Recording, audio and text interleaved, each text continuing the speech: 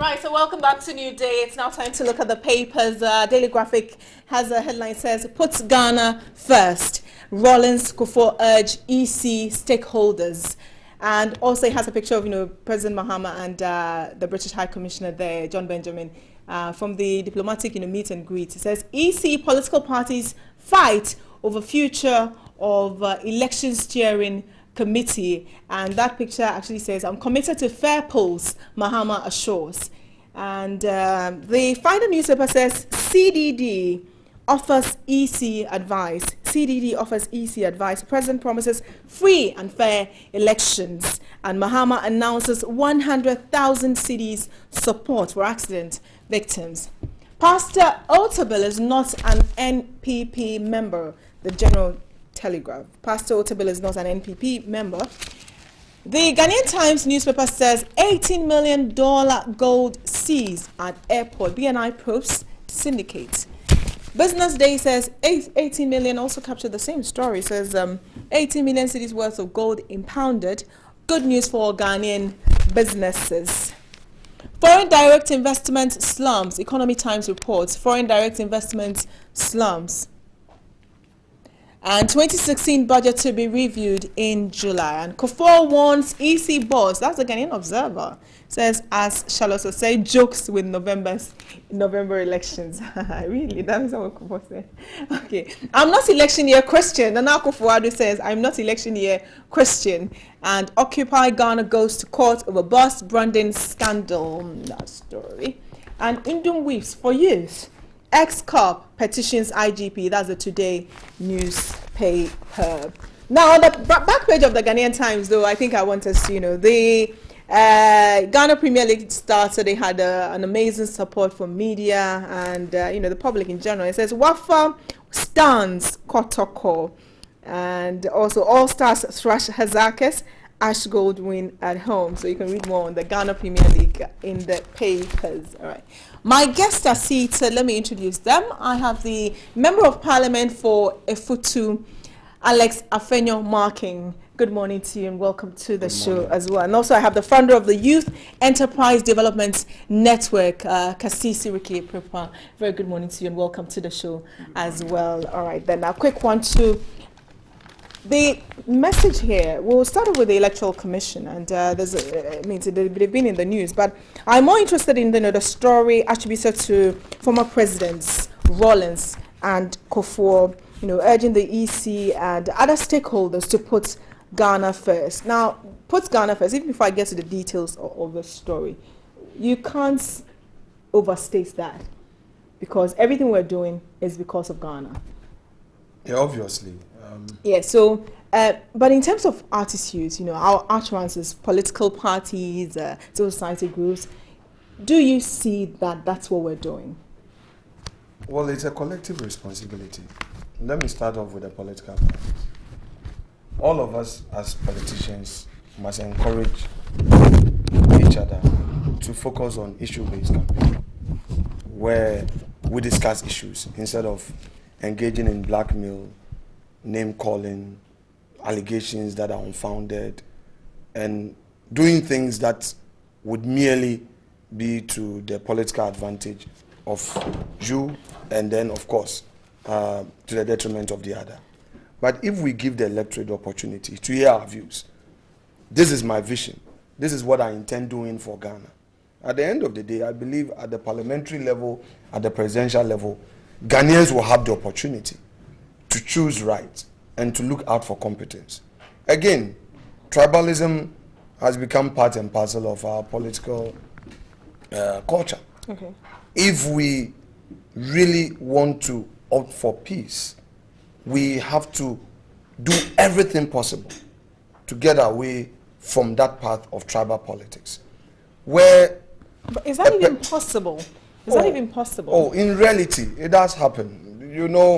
When getting to elections, all manner of things happen, all manner of things are said. And you know it as a fact, at least, that people play tribal cards in election year. So I'm saying that one way of ensuring that this country maintains its peace is to do away with tribal politics.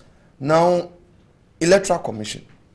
You see, It's very painful for you to go through an election as a candidate, win but be declared a loser.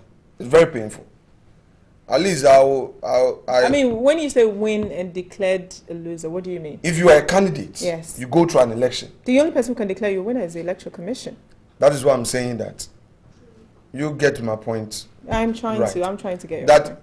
Winning an election and not being declared a winner is very painful. And I'll explain to you in a moment. So go ahead. That's where the confusion is. You would have people voting for you. Somebody, because of what has become known as transpositional errors, would make a mistake and you wouldn't get it. At least it happened in Winneba in the year 2000, where a candidate, the MPP candidate, Dr. Champo, was jubilating. The next moment, he was not the winner because some figures... It happened in the second year as well. It happened in second year. Papa Usong and I think Captain Kujo, around that time, the NDC thought they had won, and then well, I'm talking about the winner. No, but I'm giving you another example. Well, that's what you know. Yes, I'm giving out the example of what I know. So it's very, very unfair if the system itself is not so transparent for people to rely on same. We're hearing of what the Electoral Commission is doing. Steering committee. We'll discuss. Yes, I thought you brought it up. We'll get to discuss that as well. But okay, I thought you brought up. Yes, put Ghana first. I'm coming okay. to that. My question really is that that institutions like the Electoral Commission, yes, they are mandated, to conduct elections. If we keep continuously, create doubts in people's mind, we keep bringing it. Doesn't that also affect the process itself? It doesn't that also create further doubts in the minds of voters? No, I don't think that is a point. Okay. You would want to encourage the Electoral Commission as a constitutional body, okay, to do things right, to do things in a manner that people will have confidence in them. Okay. In so doing, I do not see how such acts can create mistrust or create doubt in the minds of people. Rather, if we leave some of these things unchecked, at the end of the day, things may go bad. Okay. And we, the same Ghanaians, will come back and begin with the blame game. So I think that it's appropriate for us to engage in the debate, okay, draw the Electoral Commission's attention to some of its own acts. For instance, if the Electoral Commission is writing to certain state institutions for representation, and we see, for instance, that National Service Secretariat cannot be considered to be a neutral state institution because the head of the institution, some of the directors have participated in elections in the NDC.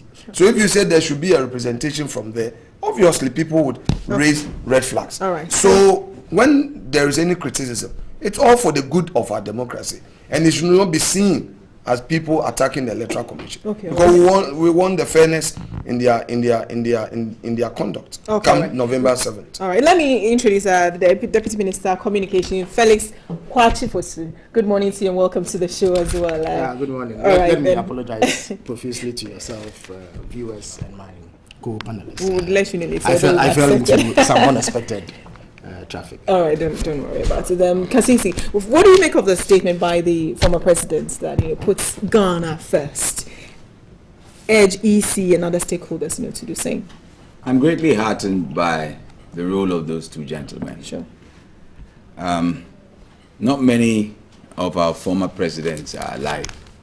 The two of them has strenuously stood up for the right thing, both of them managing to earn the wrath of the parties that they represented. Sure. So much that ex-President Rawlings has been touted as the one person who was the foremost critic of late John Atta. Atta Mills, yes. And President Kufuor also seems to be insistent on speaking the truth to the point that he has alienated a good section, or at least appears to have alienated a good section of his party. For me, that means that these two gentlemen are rising above their parties. And that is very, very gratifying. Now, shouldn't we all actually be putting Ghana first? You see, I just realized that there is an election year song sheet. It comes up at the beginning of the election year, and we start to hear things like issue-based politics. In 1992, when we started this whole saga, fortunately I was a grown-up, and I dare say we've really never had any issue-based campaign in this country. It has always been about name-calling, vilifications, suspicions, complete propaganda, etc. Oh, I'm even going. What song is he is the man? I'm not exactly very good at remembering those occasional hits. Okay. But for me, I've always had a difficulty in actually even believing that Ghanaian politics has any ideological underpinnings. Okay. Why do I say that? If my history serves me well, our independence struggle, the major difference, if not the only difference, was whether we're going to get independent now or in the distant future. And so we gained independence, and then the political elite promptly divided themselves into two divides, and have been telling us that they have a different agenda. So they are not united on that score, even though they both are seemingly driving Ghana's development. They ought to be driving Ghana's development. We ought to have a very concerted national development agenda. And we have had commission upon commission coming up with blue paper, white paper, left, right, and center. I think that if anybody at all should be taking this call seriously, it should be the political parties. Okay.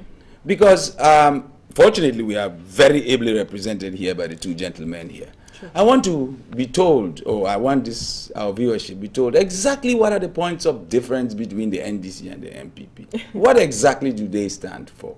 I want to hear that there is something so diametrically opposed. If there is no such thing, then we have no business antagonizing each other, when the final beneficiary of all this effort should be Ghana. Now, my brother here made mention of tribal politics, and I dare say, and please quote me if you need to, tribal politics is not inherently negative. That's right. But I asked him a follow-up, what was wrong about tribal politics? I believe that the tribe is not something we can wish away.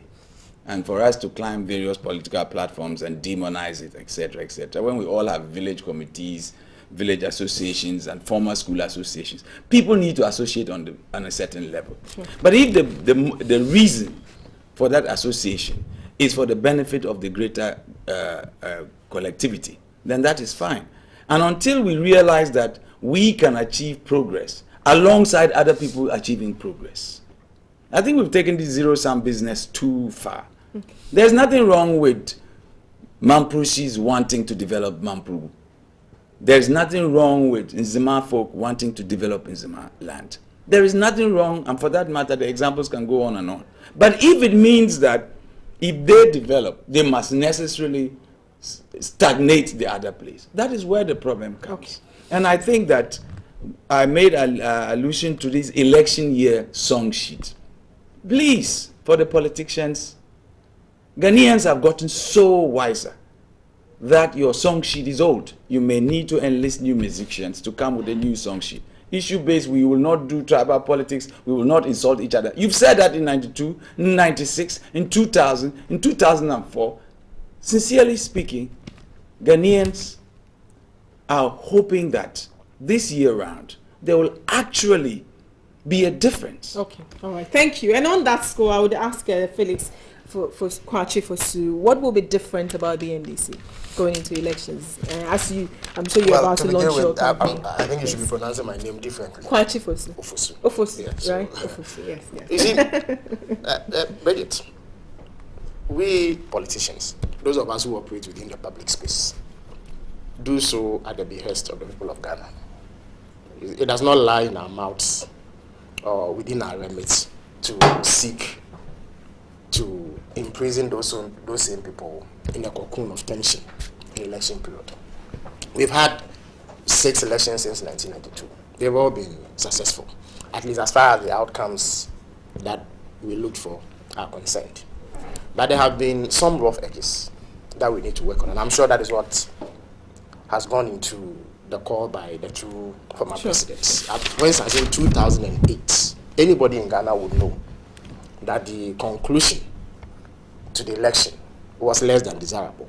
I mean, at a certain point in time, is it 28 December 2008? Yes. By 1 p.m., Ghanaian citizens had to flee the central business district because the atmosphere was so tense that you could cut it with a knife. It was palpable. And why was it so? Because news had emerged of some efforts to undermine the will of the people, and that the results that were churning in from some parts of the country were being changed. And when news got out, people felt that naturally it was going to trigger some violence, and so they had to flee. Again, let's fast forward to 2012, after the elections. And the 2012 elections have been the freest, the fairest, and the most credible election we've had. We categorically reject the MPP's claims, to taint it as an election that was not free and fair. Anybody who followed the process and is not wearing an MPP lens would know that that election was free and fair. Of course, there may be a few issues that we need to improve upon going forward. But go back to, was it 29th August 2013, the day on which the Supreme Court had to adjudicate on what was clearly a frivolous petition by the MPP. Again, on that day, our citizens fled the central business district because they were tensed. Well, because there was a lot of, police presence, I remember. No, it wasn't because of the police presence. Indeed, the police presence, Indeed, the police presence ought to have inspired greater confidence in the people that nothing untoward was going to. I do not believe that anything untoward was going to happen. But the people had it at the back of their mind that given the rhetoric of we the politicians, something was going to happen if the outcome did not go one way or the other. It is that kind of behavior that I am calling for an end to. See, when you enter a game, you must play by the rules. You do not enter a game, get into the middle and realize you are losing, and seek to change the rules to favor yourself.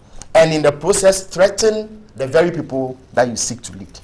So on that score, I think that the call by the 2 former presidents are in order. We must commit that this is only an effort to appeal to our people, to entrust us with the mandate to govern. Beyond that, it does not lie in our mouths to hold them hostage. And think that we are special human beings, for which reason, if we do not get political power, those very people we seek to lead must suffer. Okay, but Felix, in the build-up to the elections itself, you hear all kinds of, accusations here and there, even for the body that is supposed to be organizing elections, and it's coming from political parties. And then it depends on where you are. If you're in power, it's a different story. You sort of side with the institutions. If you're not in power, you accuse the same institutions. Isn't that what creates the tension, the doubt, and all of that? Is it brilliant? It will be, and excuse my language, it will be foolhardy for anybody to expect that in an election period there won't be an exchange of, if you like, sharp rhetoric among political parties. It happens everywhere. They are just gimmicks. It happens everywhere. I've been following the American Donald Trump. It's not just Donald Trump. All the candidates have been engaged in some jab or the other. And it happens everywhere. These are democracies that have existed for centuries. And so we must make room for that kind of competition. Verbal jousting is not unusual. But when you take it to the extreme and dabble in unwholesome tribalism, and as I walked in, I heard my brother speak about tribalism. You see, there too, we political parties have failed. We have had opportunity to show that we do not believe in tribalism. People within our ranks have engaged in conduct that is totally unacceptable, and in some instances they have been hailed. I always cite the example of Kennedy Japan, and I'm sorry that I have to single him out. In 2011, we all heard the abominable comments that he made, that people of a certain... So you still won't take his explanation? You see, there can be no explanation for calling... But we can move on. We have to move on from there. I'm making a point. We have to there can be no explanation for calling on people of a certain tribal extraction to attack others from a certain tribal extraction. What I expected was that the party was going to institute firm sanctions against him. Unfortunately, they carried him shoulder high to their headquarters and celebrated him.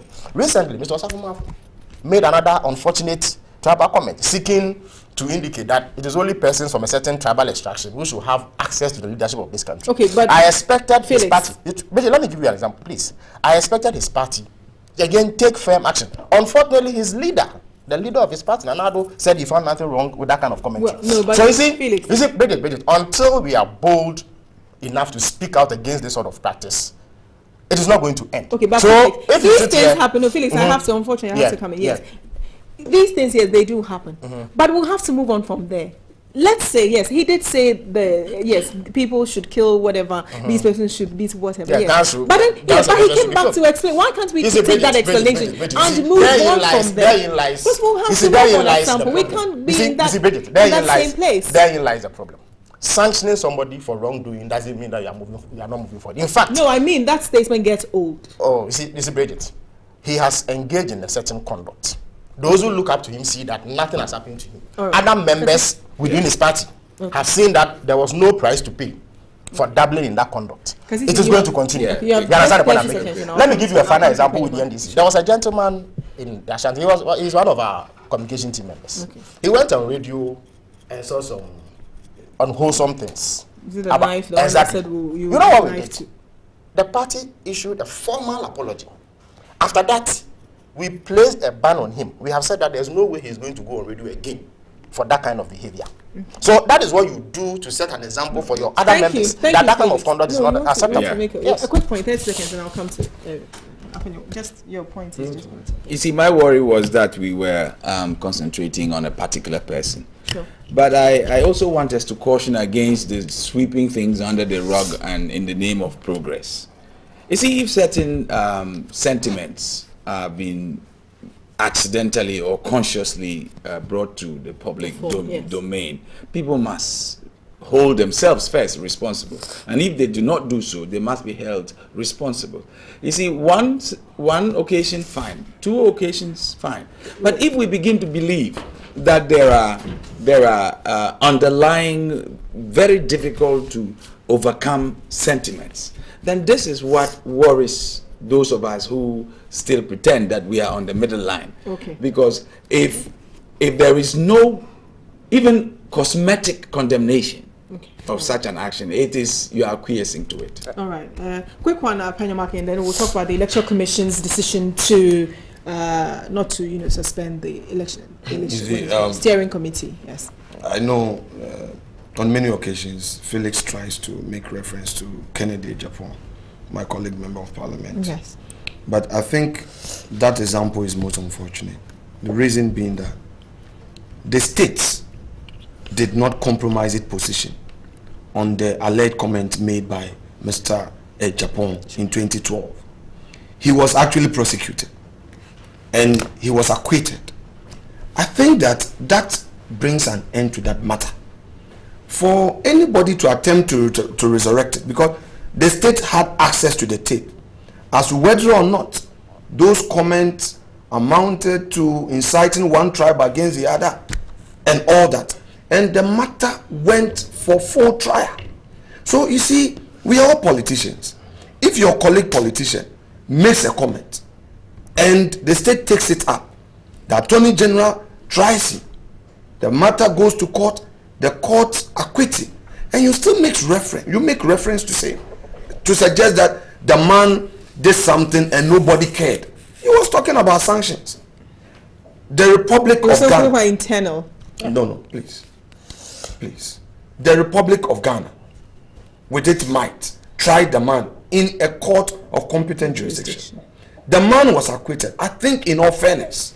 Because, for instance, if somebody alleges embezzlement, alleges stealing against a public officer, God forbid, I know my brother is a gentleman, God forbid, let's say he's in government, somebody makes such allegation, and he's tried, and he's acquitted, and you still say Felix is a thief, Felix is this. What are you trying to say? The man has gone through trial. So just as Felix will not accept this, I would want him not to continuously cite the Kennedy Japan thing that he incited a tribe against the other. Okay, 2, right. on Osafo. You see, when something comes out of the blue, the man denies him. Osafo issued a public statement to say that, look, I deny this. It isn't that the man mounted a public platform that everybody heard him. This is a supposed... I know there are people who still believe that. Oh, as for that one, you can't take it away. Exactly. I mean, as for that one in politics, so you can't take it away. There are people who would hold their own views and stick to it and all that. But I'm saying that let's speak based on facts. Okay. Else, all manner of things can happen, and we want to throw it in, make allegations here and there. Okay. The bottom line is that let's speak on facts that we can defend, not because somebody has said it. You want to, for the purpose of politics, you want to engage in rhetoric. I think Felix is being unfair to them with that example. All right, thank you. So we're moving on to the election. The EC, they issued a statement on their website saying that they have not suspended the steering committee. I mean, when the news broke that indeed they had suspended it, I think Let My Vote Count were first to comment on it, commending the EC for listening to them. And then they said, well, no, the suspension or not suspending what difference really does it make to our elections? What impact really would it have on moving forward in terms of EC organizing? Bridget. Yes. What has been the past practice, or what has been the existing practice? Elections in this country, we all know, are conducted by the Electoral Commission. It's a constitutional mandate. But the law allows the Electoral Commission to put in place certain administrative measures. Absolutely. That include engaging stakeholders and all that. We know of IPAC.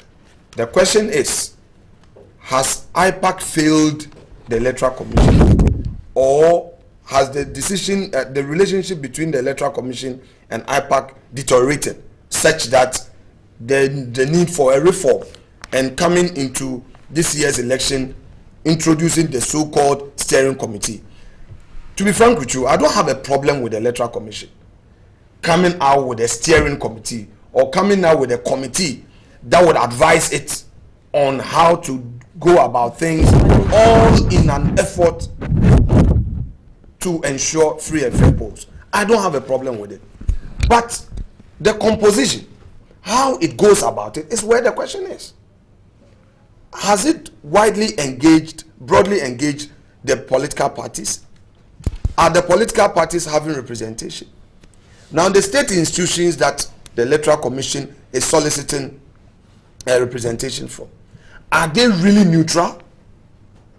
When Kojo Gadra, the Kojo Gadra case, I represented him on the certain provisions in the Constitution, whether or not those provisions, Article 93 2B, I forgot it, where certain public office holders are not supposed to hold party cards and also participate in partisan elections and all that. You cannot.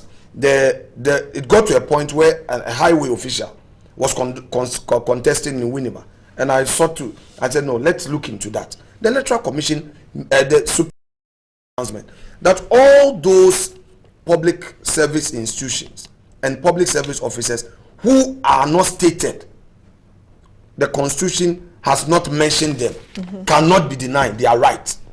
Therefore, if there's a state institution like National Service Secretariat, it's a public service institution, all right.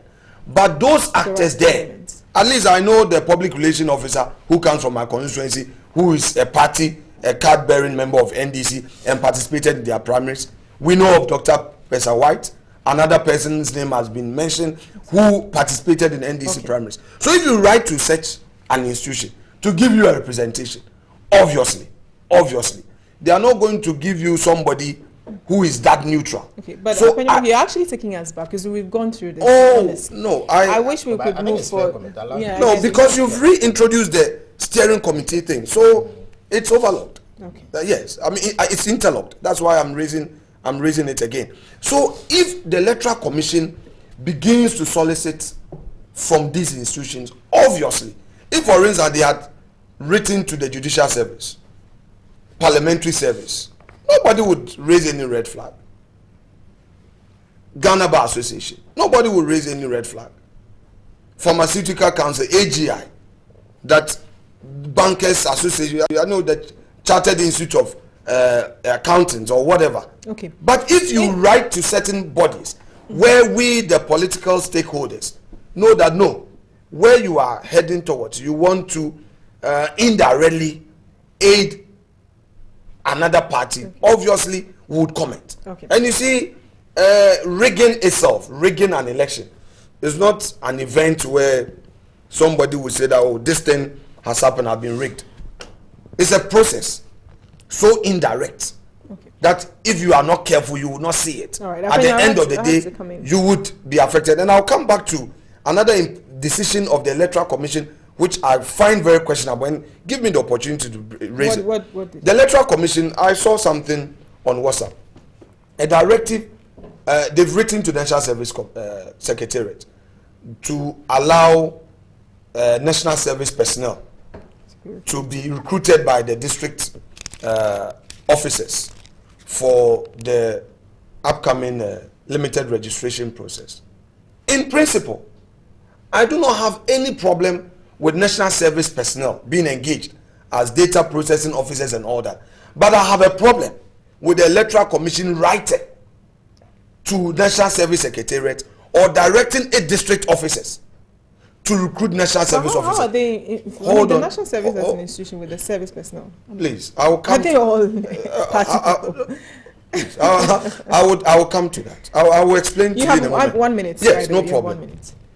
I prefer the Electoral Commission to come out with a certain criteria. That look, for somebody to be a data entry officer, to be a presiding officer, should have a minimum qualification this or that, and open it up for people to apply at the various districts as temporary staff, rather than directing district officers to recruit National Service personnel. That is so wrong, because in itself, if you've written to National Service Secretariat at their head office and somebody is actually finding a way of bringing people into somebody's constituency, it will be very difficult for the district officer there and even those political parties there to identify such a National Service officer as being partisan.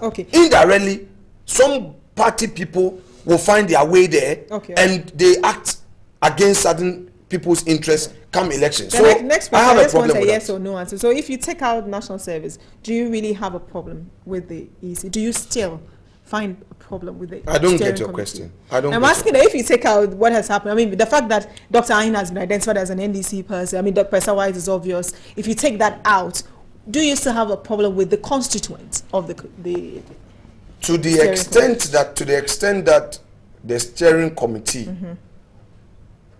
would be seen as very neutral and impartial, with stakeholders representing all shades of opinion in our political discourse. I have no problem. All right, thank you very much. Kasisi, the ECS issued a statement, and this is on their website, so you can go there. I mean, this is a meeting that was held between Electoral Commission and the Inter-Party Advisory Committee. Political party chairs were there, and then it comes out that they have agreed, but EC says no. They said, okay, they had agreed to their concerns, but not necessarily to suspend. And you have that. Doesn't mean EC is not indecisive, or they're just misrepresented by the parties for their own parochial interest. Bridget, first of all, I have a particular allergy towards Twitter and WhatsApp and stuff like that, because you really never know when a statement is official or not. So my brother is quite unhappy about an alleged directive to National Service, and I'm not sure he will really vouch, being the legal man he is, that it actually emanated. But if it did, he has those sentiments. My worry about the uproar about the composition of the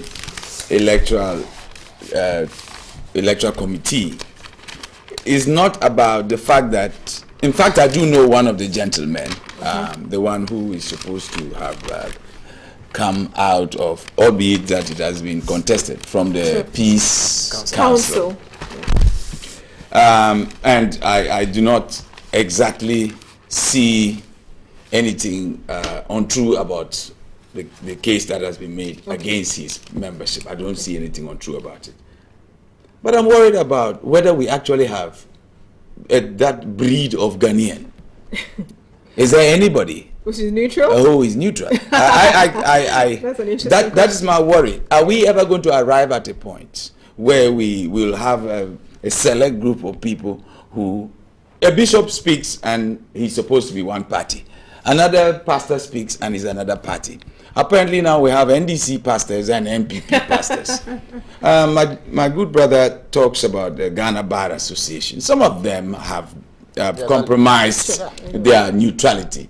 And you go to Accountants Association. I mean, sincerely speaking, we are giving Madam Charlotte a completely undoable assignment. That is not to say that if somebody has expressly identified themselves as a member of a political party, that they should be included. I'm just saying that, are we not just looking for reason to disagree? I am almost about to ask any of the political parties to find out whether there's any person they know in this country who has no political leaning. But are you suggesting you have a political leaning? Of course I do have a political So you are not leaning. neutral? I'm not neutral in terms of when it comes to voting. Are you suggesting that when I was... I want to ask a question. No, I'm asking you back. That do you think that I've been shirking my responsibility as a Ghanaian? I wouldn't know. No, but Are you I suggesting wouldn't that know. in 1992 when I was in the university and I was of voting age, that consistently I've refused to vote? And you know that that's a crime. No, you make a point. I That make a there point. is I am no neutral. such breed. Oh, no. But that No. is- But that is fair. Mr. You have Mr. just Markin, said, because Mr. you're Markin, being here Mr. Markin, is let me- balancing. Mr. You want to Markin, talk at the same Mr. time, Markin, then you- I am I capable. only I'm asked a question. capable of being neutral. Sure. So But I'm not. That species does not exist in this country. sure. Dream all you want. There's no person in this country who does not Because go do to you vote. vote? And that I'm being here is that I do not hold an NDC card, and I do not hold an MPP card, and I do not hold a CPP card. And I think I do not mind whatever the rationalization for my presence here. I am a Ghanaian. I've been invited to give my opinion. All I am saying is that I've exercised my right every single year. And I dare say that if there is any Ghanaian who is of voting age and does not, you please help me. I think it's a crime, isn't it? So all I'm saying is that the Electoral Commission will find it difficult to find such Bridget, people. let's solve this One matter. moment, I'm coming. I do not see there to be a matter in it. Reverend Asante goes to vote. Sure. Bishop, And he says he- Archbishop Palmabakel goes to vote. Sure. The Chief Imam Vote. goes to vote. So exactly where are we going to get these people? But please don't go and get people who have tried to run for parliament or who have run for parliament and have gone out. That is the case. But I just need us to be very realistic in our expectations of that neutral breed. Okay, all right. That's all. Oh, hold on. But Mr. Apanyomaki, are you struggling to understand his point? Oh, you see, I pose a very harmless question.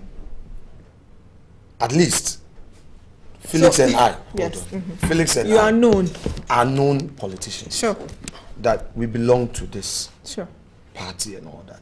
He's here to balance it. Sure. To give a neutral view. View, yes. And have you had Without a problem with my without submissions as well? siding with anybody. Very well. Exactly. Very well. He makes a point that there's no such neutral breed.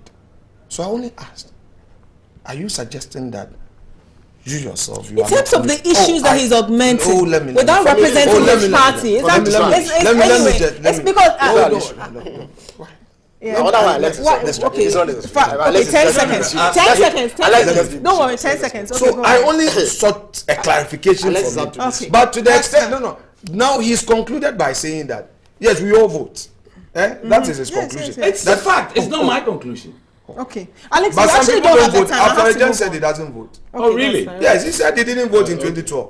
Yeah, that's his Yeah, choice. That- he that's- said- that's- yes. that's his Yeah, prerogative. sure. So that's another example. Yeah, So but I'm- not voting is actually also a stance. I'm sure you know that. Yeah. Abstention is Please, also Alex, a don't- Alex, Yeah. yes.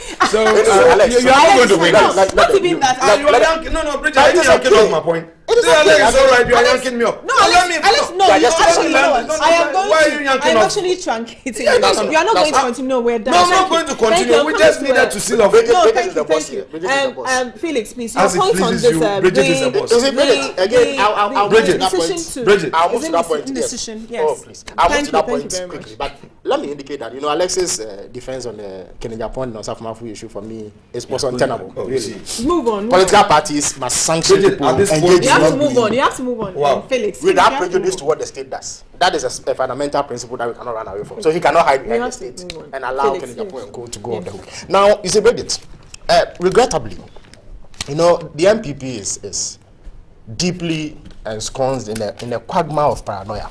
You know, it stems from Paranoia. We are rather paranoid. it stems from a certain Wow. misplaced belief, you know, That- that they lost the opportunity of elections because there was some underhandedly. That is where all of this is evolving from. Rather than sit down, do the diagnosis, the postmortem, and analyze carefully what were the key issues that led to their defeat in 2012, they have only sought a scapegoat. First in Dr. Farijan, bastardized him and sought to denigrate him and strip him of all the credibility that he had built over the years. Then a successor is named, and they transfer that tactic to her, and do everything in their power to undermine her credibility. And they believe that in so doing, they position themselves for victory in 2016. Sure. That is essentially where all this is coming from. You see, it is not unusual for political parties to take issue with the Electoral Commission based on specific matters. It has happened in the past, it is happening now, and it will happen for as long as this process continues. But what the MPP is doing must be seen for what it is. It is a deliberate effort at undermining state institutions. They think that by doing so, they will intimidate them into acting in ways that favor them. Otherwise, what is the issue that we are on about? The Electoral Commission, and by law, they are allowed to set up a committee that they deem is necessary for them to carry out their operations. They write to state institutions, and let me make it clear that the political affiliation of the heads of state institutions does not mean that those institutions fail to exist or that their functions can no longer continue to be performed. Yeah, but you admit that Professor White could have done better with the choice. Listen. Dr. Professor White has explained that he got a letter from the East. The letter didn't even spell out that they were expected a member from the National Service Secretariat to be part of a committee. The letter said that they wanted a representative from the National Service Secretariat for a meeting with the Electoral Commission. Okay. So he then nominated Dr. Kalahin, who, properly so called, is a designated officer of the National Service Scheme. Forget about the fact that he is MDC. He's an official who can perform official functions on behalf of the scheme. Okay. So he sent him, and then when they went, it emerged that that meeting was actually supposed to constitute a committee. And so Dr. Ahin remained on it. Now, when the MPP detected it and wrote to the EC, or better still raised the issue publicly, the NDC itself, and indeed our Deputy General Secretary, Mr. Kokwanido, publicly stated that we do not believe that it is proper for Dr. Ahin, given his overt stance as a member of the NDC, to continue to remain on that committee. So we urge the National Service Secretariat to take steps to withdraw him. Dr. Professor White then wrote to the Electoral Commission withdrawing Dr. Ahin's membership of the committee. And I believe the matter should have ended there. If it were not for the fact that the MPP is ensconced in this paranoid state, we shouldn't have had a problem. But you see, even before this matter arose, look at how they have dealt with the Electoral Commission. The name calling, the patent falsehood. How? Why? They have had activists. In one instance, they are activists, especially on social media and elsewhere. They went to pick Madam Charlotte Osei's poster, picture, and then put it on an NDC poster and claim that she was somebody who contested for the Lembele constituency candidacy of the NDC in 2012, when it is an absolute falsehood, completely false. But they did that in order to undermine her in the eyes of the electorate, so that when they raise these non-issues, people will view it from that political lens. As they look at the noise they made about the register, they told us that they had found 760,000 foreigners on the register, and that they were going to provide us with it. So they gave us a so-called 10%, and that they will provide the remaining 90% in a matter of weeks. It's been 6 to 7 months since that issue was raised. The MPP has not furnished anybody with that evidence. But they continue on this trajectory, and it is not only the Electoral Commission that has suffered. They did it to the Supreme Court, when they themselves sent a petition to the Supreme Court to be heard. After that, they did it to the Asante in Otunfo, accused him of being one of those who influenced the outcome of the Supreme Court ruling. Even President Kufuor, simply because he wants to attend state functions in his capacity as a former president, has not been spared this behavior by the New Patriotic Party. So yes, let us discuss the neutrality and fairness of committees that the Electoral Commission sets up. But we cannot, as a country, turn a blind eye to the conduct of the MPP. It is that kind of conduct that raises the sort of tension that I spoke about, that I decried in my earlier submission. It is not allowed, okay, for political parties to behave in that manner. You can definitely raise it. You see, and elections are, like I said the last time we were here, elections are multi-stakeholder processes. So one player cannot hold everybody else to ransom. You cannot say that, as for me, A very key and important player. No, the MPP is no more key than the Egil Party or the CPP in terms of their standing. But in terms of numbers, no, it's not about numbers. They are by no means the largest party in Ghana. If it were about numbers alone, the NDC can say that we won the election by a wide margin, and so our voice should be heard above anybody else. But it doesn't matter your membership. Once you are duly registered, the Constitution recognizes you, our electoral laws recognize you. You have the same standing and locus in terms of pursuing your interest in elections. But in doing so, you must take on board the views of all other stakeholders. Indeed, you must arrive at consensus on the issues that you want to push. And indeed, on many occasions, there have been consensus on many issues. Look at this IPAC meeting that went. Look, what was the posturing of the NDC? We said that yes, the MPP has a valid point in terms of Dr. Ahien's membership of the committee, so let him be withdrawn.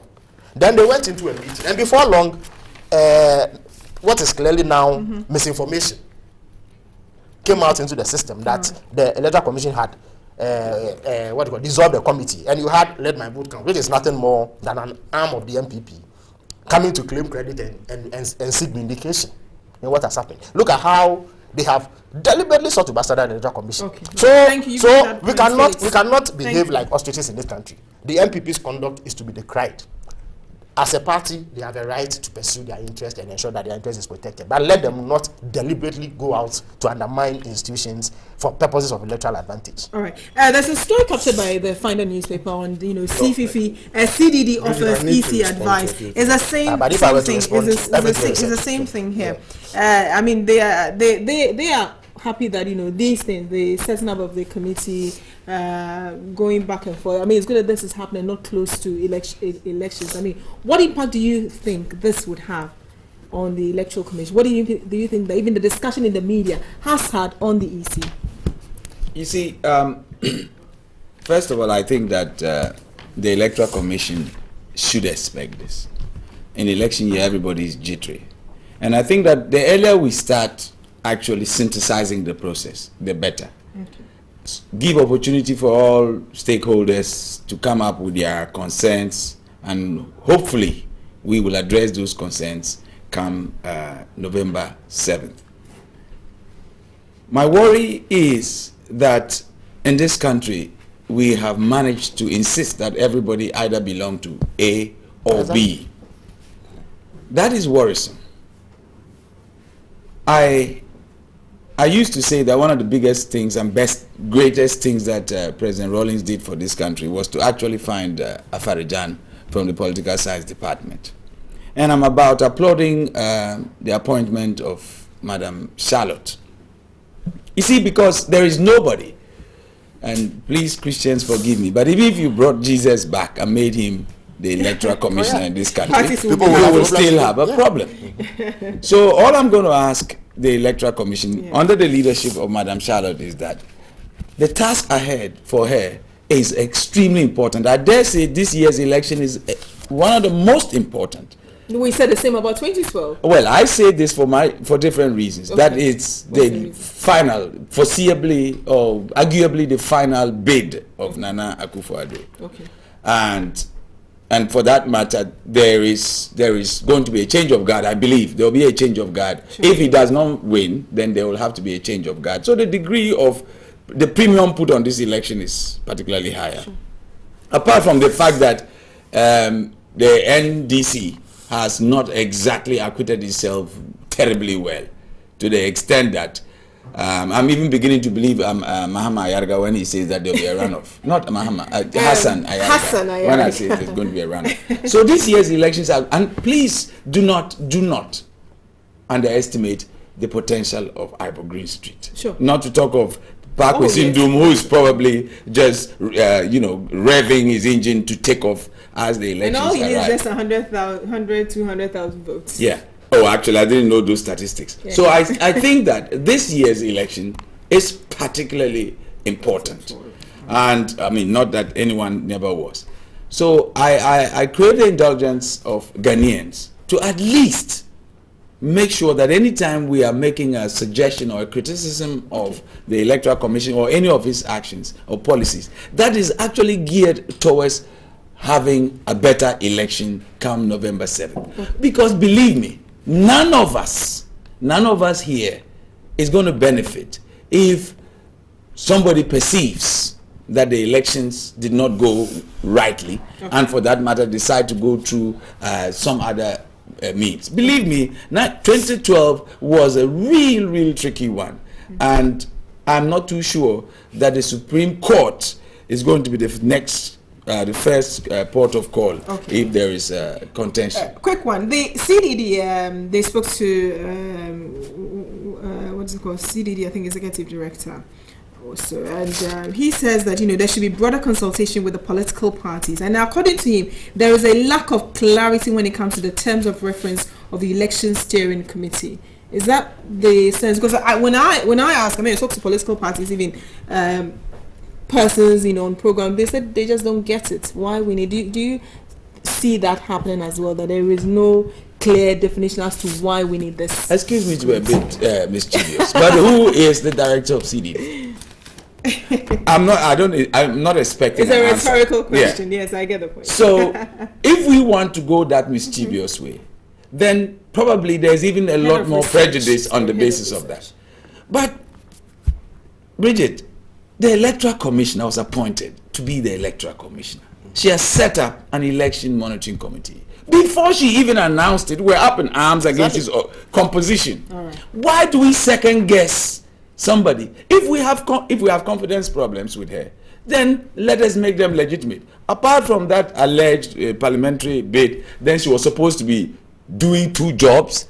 And when I read that article, I only found out that she was a board member, and I've started asking, maybe I'm ignorant, to board member. Being a board member, does that constitute being an employee? We have had case after case after case. I'm even surprised that our lady folk in this country have not risen up in arms and said, why are we giving their sister a chance? Sure. But I think that essentially... Thank you, Kasisi. And as the head of research and programs at the CDD, yes, you wanted to make a point. I do not see how genuine questions being raised for purposes of public discourse could be deemed to amounting to intimidation. First, let me draw your attention to the appointment of the Electoral Commission chair. It is a known fact that her name was first put forth by His Excellency the President for appointment to the Supreme Court. Not once, not twice, but several. And the Judicial Council rejected it. Because? I'll come to that. Okay. The Judicial Council rejected it. So he couldn't make it she couldn't make it at the level of vetting and all that. Eventually, we heard of the announcement of her appointment as the chair to the Electoral Commission. Okay? Now, I hope you are aware that the constitutionality of the appointment itself, certain provisions in the Constitution are also in court for determination, which is a matter pending at the Supreme Court. People obviously have questions that are, what at all is it that one person was supposed to be going to the Supreme Court, and then, Mr. President, the person could not make it and has been brought here. So that is one side. Okay. Two, the MPP as a party took the Electoral Commission to court on the 2012 elections because the party was dissatisfied with the outcome of the election. And as is required of us as good citizens, we opted to use the court processes rather than resorting to street violence.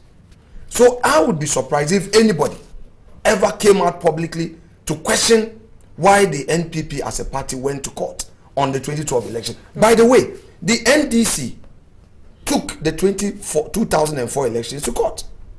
Perhaps they've forgotten that they themselves questioned the outcome of the 2004 elections, and they proceeded to court on that. How are we being deemed as intimidating the Electoral Commission? In what way? I don't think it was because you went to court. No. I don't think This is a point, please. This is a point that Felix raised, that we all over the place intimidating the Electoral Commission. Why? When they were in opposition, didn't they raise several issues on the neutrality of Electoral Commission? Why suddenly we've So never unless you take it as a joke, when both of you are questioning it. No, not as a joke. Consistently, NPP from 1992, we've raised issues. Even this biometric register that we have, it was NPP championed the idea. I'm saying that suddenly the NDC finds nothing wrong at all with the affairs of the Electoral Commission, and anytime anybody in the NPP raised any matter, they found that to be attacking or bastardizing the Electoral Commission. I think that is very wrong. Okay. If you find everything perfect with them, I'm afraid we will not go by how you feel about the Electoral Commission. We feel that there are certain things that must be put right. The Electoral Commission has not been able to answer the question of what at all was wrong with the IPAC All right. Thank you. involvement in elections, because the work of IPAC was more or less in steering certain affairs that they were working together, collaborating, sharing notes and all that. So what has gone wrong? Why suddenly? But I remember, I think Madam Charles had even said, Mr. Peter McMahon is your rep on IPAC, right? And I mean, when he was talking about names, double registration and all, he said that you raised an IPAC, those things could be deleted and all. And equally, so, I mean, my brother. IPAC is there, but cannot resolve. My brother, yeah, sure. My brother raised a point on somebody raising issue of she serving on the board of Ghana Reinsurance. Yes. Seriously, it's not a matter of she being an employee. The fact that you are the chair of the Electoral Commission, I think I don't have my constitution here, but the requirements are there. Right. You cannot. She should have resigned. I think that was an oversight. She should have resigned way before the person. But counsel, but you as a person, since as a legal practitioner, do you have a problem with the woman? Is she qualified? You've seen her CV to be Bridget. I'm asking as a counsel. No, advice. You can't answer to that. I'm unable to answer. No, I'm unable to answer a direct question as to whether or not the woman is competent. I am able to answer a question as to whether or not her appointment constitutionally was right. And you said there is a challenge. That I have a contention. All right, thank you. That's why. Felix, unfortunately, we don't have time. That is extremely unfair. 30 seconds you would have. 30 seconds from me. But you want Felix to go ahead. It is not fair. Go on again with sweeping. No. Do you know who started it? You, please. And then no, which he has. He even said. No. Bridget, don't worry. Focus on Felix is here. Felix is. He doesn't want me to speak. Which mischief? Right.